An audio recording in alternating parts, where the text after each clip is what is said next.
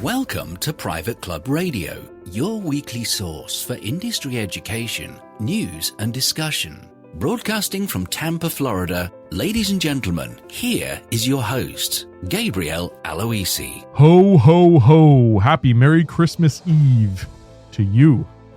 I'm getting ready to dress up as Santa Claus tonight to surprise my children and a couple nieces and nephews as Santa Claus, so I've got to practice that voice. Ho, ho, ho. I have kind of a high-pitched voice, so I've got to practice that low Santa voice a little bit, that radio voice. It sounds so good. Happy Christmas to you, and Happy New Year if you're listening to this show after the new year. It's really been a pleasure here in 2018 to be with you each and every Monday, and I hope that you've taken away a lot of lessons from this year. We're going to have a 2018 wrap-up show next week where we'll recap the best of 2018. But this morning, we're going to be chatting with Mr. Terry Clark of Club Advisors. That company has had a lot of action here in the last quarter of 2018, placing general managers, interim general managers, executive chefs all over the country. I'm on their email list, so I see a lot of what's happening. And I'm excited to bring Terry on the show to discuss what he's seeing around the country. So Terry, welcome to Private Club Radio. Thank you, Gabe. And Carroll Wood's not too far. I'm over around Hunter's Green. Nice. Yeah, I do love that club. It's a Fazio design, and it's a real treat over there at Hunter's Green. Do you ever get to play that course? I have. And, of course, I had Monica Waller, who's the membership director. She was my membership director at Bluegrass Shot and Country Club there in Nashville for a couple of years. Oh, I didn't know that. That's very cool. Yeah, that's excellent. Yeah, Hunter's Green is a part of the Club Corp family of clubs here in Tampa. We've got 4 of them, and it's actually a really unique benefit that you can play all 4 courses right here within about 15 to 20 miles of each other. They're all in a nice little cluster. So if you ever get a chance, Terry, I'd recommend you check out some of those other ones as well. That sounds like fun. Yeah. So you guys have been pretty busy here in 2018. I'm on your email list, and I get all the updates of placements that you guys are doing. So you've been working a lot with some executive chefs. I'd love to hear what's happening over there at Club Advisors, Terry. Good. Well, as you know, Gabe, we are contract management for private clubs. And we have general managers, clubhouse managers, agronomists. And in April of last year, we decided to provide the services of executive chefs. Now, that has just been wonderful. The demand for contract services for executive chefs is greater than any of those other fields that I mentioned. We started out with Bill Ballard out of Oregon, and one of the requirements for our executive chefs is certification as we have in the Club Management Association, to where the chefs are certified executive chefs. Sometimes they're AACs, CCEs, and just on the certification side of it. However, we have a couple of chefs that have been well known throughout the industry that we have added recently. And we've got 4 executive chefs that have private club experience, a lot of it in some cases. And it's just been phenomenal on how we've been able to help clubs in the industry over the last 9 months. Wow. Yeah. So why do you think it is that a lot of clubs are needing executive chefs right now? Why is there such a drought? Well, the market is good for a lot of people right now. And one of the things that I've seen recently is that there's been a lot of upward mobility. There's been a lot more opportunities. And in a lot of cases, the old 2-week notice or 30-day notice has not been the trend. There's a case that we have right now where the executive chef got a great offer, couldn't pass it up. And, of course, the club couldn't counteroffer. And so the executive chef accepted the offer. And then the executive sous chef was in an accident, and he's going to be out of work for 4 to 6 weeks. And so that's when they call us and ask us to come in and take the keys, operate the kitchen and sometimes the front of the house until they get their selections back to get to full staffing. So that's what we do. Yeah. Yeah, I guess with such a booming economy we've got, there's a lot more restaurants opening up, a lot more resort properties and things like that. And so there's just a lot more jobs for executive chefs out there. And so would you say that overall there's more chefs kind of moving into the private club industry or out of the private club industry? I'd say into. That's good. I'll give you an example. And it's a company with many, many clubs. And their need or their position for sous chefs is critical because they just cannot get the number of sous chefs that they need in all of these properties, and it's a critical issue right now. Wow. Yeah, absolutely. How about in terms of what boards are looking for? You mentioned certification, that all your chefs are certified when you're placing them. What other things, intangibles are boards looking for when they're looking to hire their next executive chef? Well, just as they do with their general manager, they want to hire somebody they can be proud of. Same with their golf pro. They want to have their guests in the dining room know that that's their chef and that he's acclaimed or creative or got a great personality or someone that they can call their own. And that's what they're looking for the long term. Again, in the executive chef positions, they want somebody who's going to stay with the club for a long time, hopefully local. Yeah, you need that consistency, I would think. But so I guess what would be your advice then to folks that are trying to move their way up the ladder? Well, it's the same as in any other position. You're only as good as the last job you did.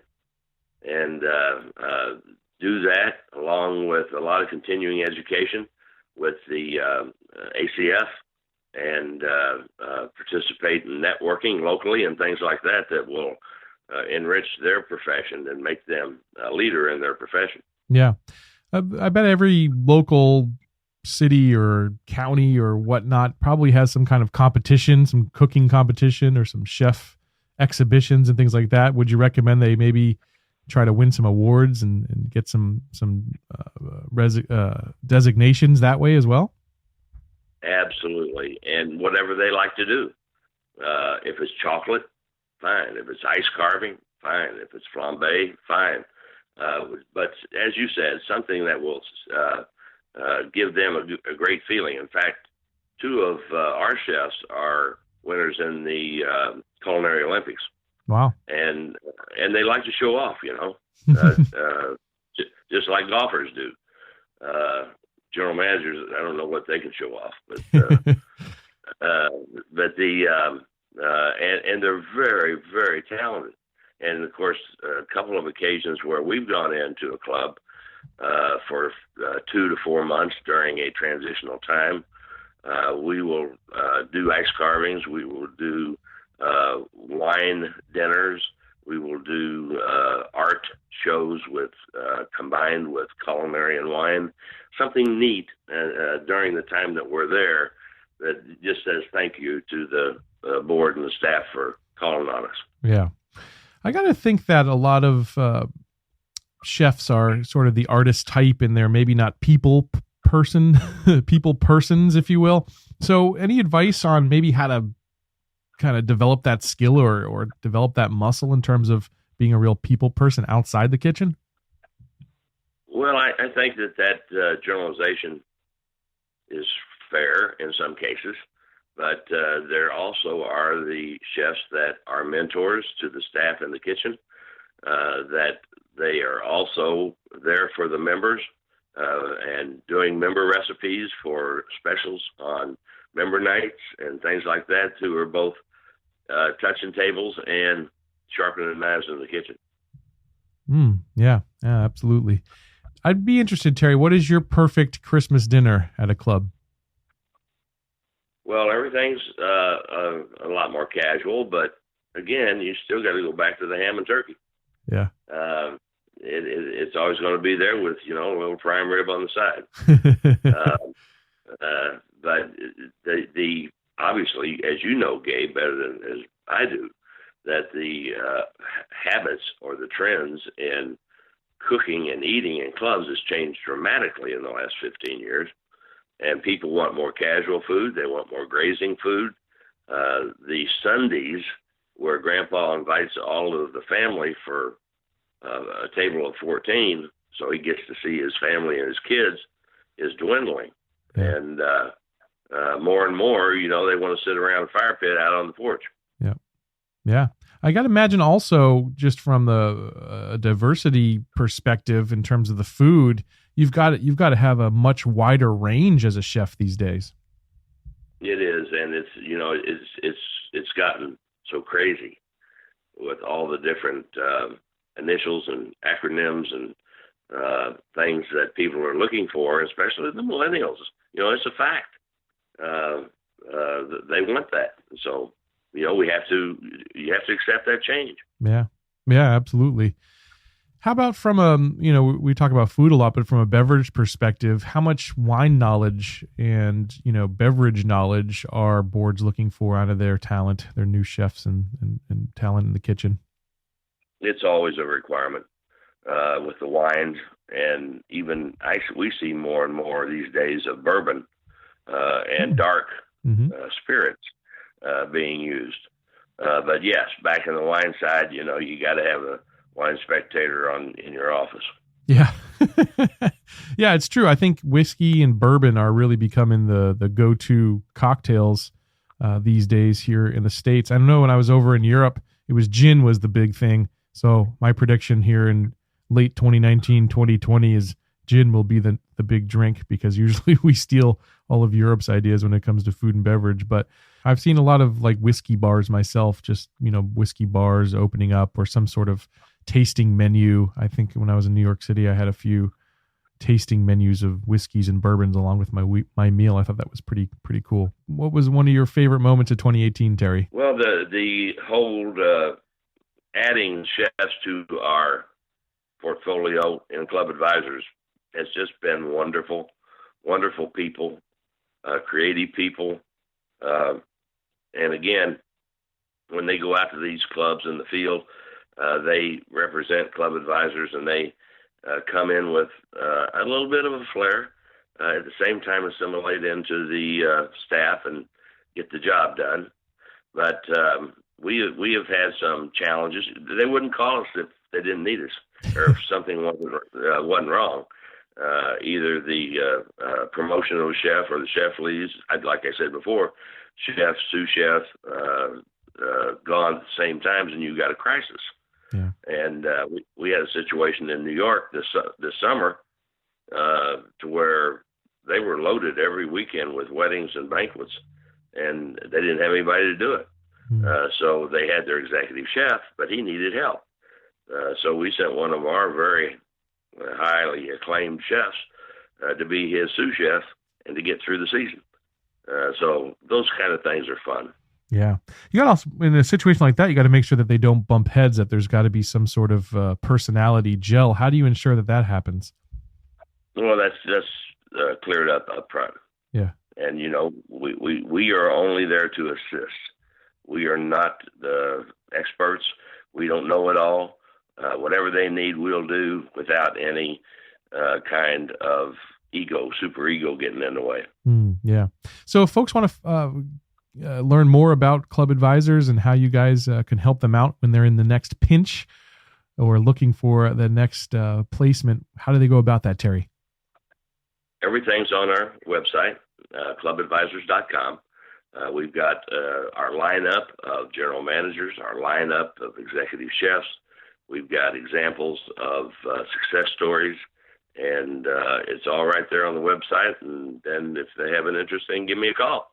That's excellent. I wish you and your family a very, very Merry Christmas and Happy New Year, Terry, and wish you guys lots of success in 2019. Hey, Gabe, I really appreciate the invitation. The same to you, and I look forward to seeing you down the road. And now, it's time for Club Perspectives, presented by the National Club Association. Well, it's my pleasure to welcome Henry Wallmeyer, President of the National Club Association. Henry, how are you today? I'm doing great, Gabe. How about yourself, buddy? Excellent. It's good to be home here in the United States and no broken leg to show for it, so it's all good things. How about you? How are things in Washington, D.C.? Things are good. It's a little crazy here as we're closing out the end of the year, and whether Congress is going to be able to pass some spending bills to get out of town or not. It's going to be interesting to see what happens for the remainder of December, and then obviously starting next year, it's going to be interesting with the change in leadership in the House. And then how things will work or won't work here in Washington, D.C. So It's a never dull moment here in the nation's capital, that's for sure. No, hopefully the traffic will subside for at least a week for you, though, while these guys get out of town and some of the action slows down. We'll see, though, huh? Yeah, absolutely. That's always those of us who work and live here. We're always like, yes, pass a spending bill so that you can go home, and one, so that the government's still running, and then two, traffic is a lot less. So it's for us, it's a win-win if that actually does happen. There you go. That's awesome. Well, I know we want to talk about the National Club Conference, which I'm super excited for. It's happening April 28th to the 30th in the nation's capital, there in D.C. and let's talk about some of the speakers that you've got this year. As always, a pretty amazing lineup. Well, thank you. And yeah, we are excited to welcome everybody here to our hometown of Washington, D.C. We couldn't think of a better place to hold a conference that really touches on a lot of things that we do as an association. And, and that is forefront in the speakers that we do have that you mentioned. We've got what we think is an absolutely all-star lineup. And the way that we go about trying to fill our conference with speakers is we don't look at it as, okay, who do we want as a keynote speaker? We look at it as, hey, we want to have an entire conference full of keynote level presentations. And I think that's what we've done so far for our 2019 conference. Starting off, we just go top of the list with recently retired Justice Anthony Kennedy from the Supreme Court. Not only is Justice Kennedy going to be speaking to us, it's going to be inside the courtroom of the Supreme Court. So we'll take everybody from the hotel, we'll bus them up to the Supreme Court. You'll be sitting in the courtroom where so many decisions have been made and cases have been heard that have affected this country. And Justice Kennedy is going to talk to us about those, about the role of the justices, about what he's, his tenure on the Supreme Court. And also a little side note is that his responsibilities, besides being a justice, was the Supreme Court building itself. And so he's very familiar with all the history about the building and all of the art that is there and what the different things mean. And so that's going to be just an interesting piece in of itself. And then from there, we're going to go outside into the Great Hall of the Supreme Court for a reception where Justice Kennedy is going to join us. So it's a really once-in-a-lifetime opportunity. And I know that word gets thrown around, that phrase gets thrown around a lot, but we see this as absolutely once-in-a-lifetime. We're going to be able to sit inside, a courtroom where you want to be, not because you have to be, because on the right side of it too. Exactly. And so, to be able to listen to, a recently retired justice, which will be amazing. And then to, have that reception there in the Supreme Court as well. So that, by far is what we're most excited about, not only Justice Kennedy speaking, but also the venue and to be able to be there in the Supreme Court. But by no means is that, the only highlight that we have. We're also very excited to have Tucker Carlson from Fox News, who is going to talk about, the political climate, especially at that time, what's going to be happening, in the House and in the Senate and with the President of the United States, and what does that mean for our country. Also going to be hearing from Howard Milstein, who is chairman and CEO of New York Private Bank and Trust, but more directly related to us, he is the executive chair of the Nicholas Companies. He's also publisher of Golf Magazine, chairman of Golf Logics, and some other things in the golf industry. So very, very familiar with what's happening with golf, but especially, with the being executive chairman of the Nicholas Companies. So we're excited to have him. I've also got Justin Firestone, who's a founding partner of the private aviation company Wheels Up, which, if you're not familiar with Wheels Up, that is basically the Uber for private planes. So they've done very well for themselves, grown very rapidly. So it's going to be interesting to hear him talk about the business, how they've grown it, and some of the things that they're looking to do as they move forward.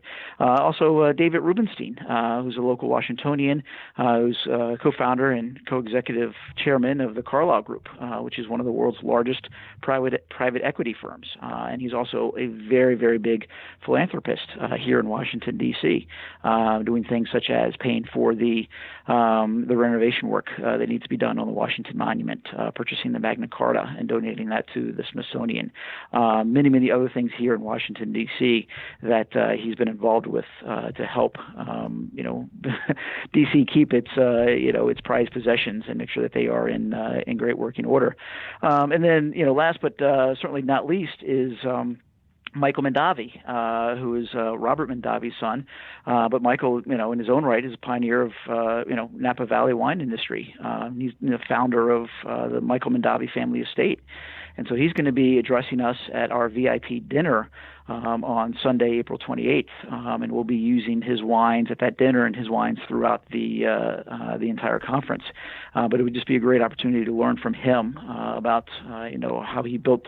He worked with his dad, Robert, on some of the things that they did, but now how he's built his own company and some of the things that they're doing, with that. And we'll do some wine tastings, throughout that meal and throughout the rest of the conference as well. And so, with those 6 individuals there, that's just what we consider a stellar lineup. But there's also more that we'll be announcing probably within the next month or so.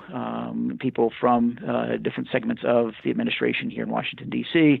We're just waiting for final confirmation, but to really be able to give the attendees insight into what's happening or what's going to be happening over the next year or 2 years, with the government and what we need to look forward to, in terms of clubs and how that's going to affect the private clubs. So we're very excited about this group. What we're hearing from our members and people who've seen it is that they think it's we've knocked it out of the park with this lineup. I think we have, and so, but I think there's still even more great things to come when we add a couple more people to it. Yeah, it's star-studded. You guys are pulling out all the stops, which I guess you have to when it's in your hometown. You got to really pull all the strings there.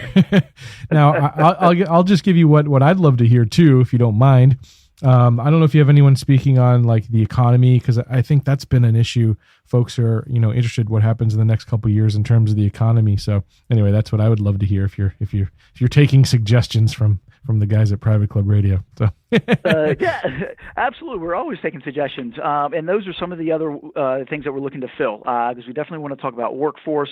We're going to talk about the economy, and also we're going to talk about the environment. And that's where we're waiting to get, the appropriate people from the respective agencies, here in DC to be able to come in and speak to us. So absolutely, we're going to fill those needs, because that's what we had heard from our members as well, after last year's conference, where when they filled out the survey of what they were looking to hear. So I appreciate that, and any other feedback from you or any of the other listeners would be happy to take and see if we can put it in. Yeah, it's a great thing about the NCA. Definitely recommend you reach out and let them know what you want to hear. It's a conference going to be just a fabulous time. They're going to be spending time at the Chevy Chase Club, the Cosmos Club, Soulgrave Club, the Metropolitan Club, the U.S. Supreme Court, and a whole lot more. So make sure you check out the website, nationalclub.org. Anything else any parting shots for us, Henry? Just 2 other things I'll mention, real quick that we're doing new for our conference that we had not done, but we're very, very excited about is one that there's going to be a special program, basically a panel discussion from the winners of the 2018 Excellence in Club Management Awards. This is the awards that are now sponsored by McMahon Group, Club and Resort Business, and us, as we just became a sponsor earlier this year. And so the winners that will be announced early part of 2019, will be on stage in a panel, talking about their successes, why they won the award, what they've done at their clubs. So, managers can hear, from their peers about what's made their, club so successful and what made them successful as a manager to be able to win those awards. And this will be the first year that we're going to be doing this, but we're going to be doing this every year, bringing on, the 4 winners every year to our conference to talk about their successes. So we're very, very excited about that. And then also what we've done for 2019 is we've put together some special sessions for club presidents and, board members at clubs. We've always thought that, our conference was one that, was geared towards that C-suite, the general manager, and ideally they would bring their president or someone from their board, just because of the lineups that we had. But in 2019, we're really going to make a concerted effort to say, okay, here's things that are specific for presidents or board members. One's going to be a governance reception that we're going to have on Sunday night, where it's a reception for just the general managers and their board members, as well as the NCAA board of directors. And then on Tuesday, we're going to take these board members, put them into a couple sessions for a couple hours, and do some roundtables and do some other things geared specifically for them, as a president or a board member at a club. And that's something where we've heard from presidents that said, the sessions are good, but I want the ability to be able to talk to other club presidents. I want to understand, what they're doing, how they're dealing with things at their club, but then also just to get to know them so that I can, maybe pick up the phone at some point during the year and call another club president. So we're very excited to be able to offer that, this year. And so we're also, really promoting the fact that, if a general manager, comes to conference, they, encourage them to bring their president or board member. And if they do bring that second person from their club, there is a discounted registration rate for that to really encourage that. So we're excited about that. Think that that's going to go very well. Also, it doesn't hurt the fact that these presidents and board members have the ability to play in that golf tournament at Chevy Chase that you were talking about. So we're very excited about those two new things for 2019. I was supposed, I'll tell you a quick story before I let you go. I was supposed to be a caddy at Chevy Chase, and I went out there. I kind of trained with them for a day. They said, okay, we'll be in touch with you. I have a really long night of drinking about 3 months later, because this was like the fall that happened. Then it's like 3 months later when they're having their opening day tournament. And it's like 5 a.m. I get a call. They're like, Aloisi, where are you? I'm a college kid at American University. And I said, I'm sleeping. What do you need from me? You're supposed to be here. Oh, well, I didn't know that, no one ever contacted me that my first day of work was today. So I apologize. So anyway, what could have been, right? I was supposed to be a caddy at Chevy Chase, but it didn't work out. Well, we can, if you want to try to caddy during the tournament, we can maybe work that out for you. Yeah, I'll carry Tucker Carlson's bag for him. Yeah, that'd be fun. Pretty cool, Henry. It was great to have you. And again, I recommend folks check out the website, nationalclub.org. Get registered now for the conference. Not only is the early bird specials happening, but also this conference generally sells out very quickly. So get your tickets now so you do not miss it. It's going to be quite the fabulous few days there in Washington, D.C. Henry, thanks so much for joining me here on Private Club Radio. Absolutely, Gabe. Thank you so much, and we appreciate your support of the conference and look forward to seeing you there. To learn more about the National Club Association, please visit nationalclub.org. That's going to do it for this Merry Christmas edition of Private Club Radio. I'll catch you back here next week. And until then, here's to your membership success. Private Club Radio is brought to you by Concert Golf Partners, helping to preserve and enhance private golf and country clubs. Concert Golf has the capital, expertise, and private club hospitality experience to help upscale private clubs achieving long-term success and membership growth.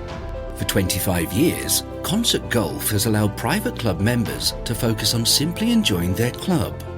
Visit concertgolfpartners.com to learn more about the recapitalization process.